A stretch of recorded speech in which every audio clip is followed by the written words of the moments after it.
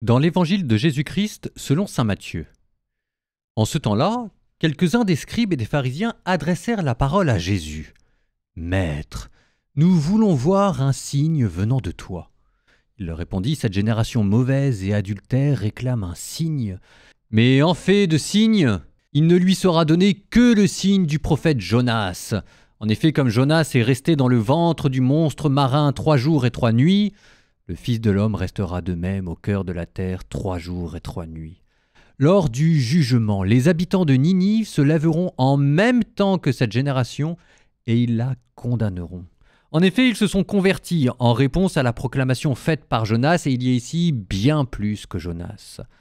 Lors du jugement, la reine de Saba se dressera en même temps que cette génération et elle la condamnera.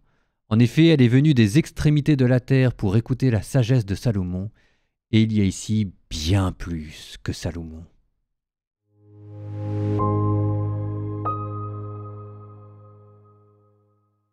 Petite encart sur Jonas, parce que c'est un personnage sous-coté de la Bible, je trouve. Son histoire est racontée dans le livre qui porte son nom, le livre de Jonas, et généralement on se moque de lui parce que c'est vrai qu'il a tout du anti-héros, de l'anti-prophète. Dieu lui dit d'aller convertir Ninive, il part à l'extrême opposé. Finalement, il parcourt en une journée Ninive, alors que normalement il fallait 3 jours pour la parcourir, et voilà que Ninive se convertit. Il n'y croit pas, et voire même, il est déçu que Ninive se convertisse, parce qu'il aurait bien aimé, lui, que Ninive soit ensevelie sous le feu de la colère. Et c'est vrai que Ninive, c'était pas vraiment les amis d'Israël à cette époque-là. Mais Dieu lui fait comprendre son histoire avec un ricin qui pousse pour lui donner de l'ombre, et le soir, Dieu tue le ricin en envoyant un ver.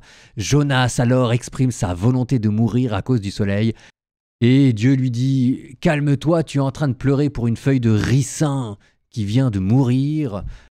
Et pour une ville de 300 000 habitants qui allait mourir, tu n'as pas versé une larme.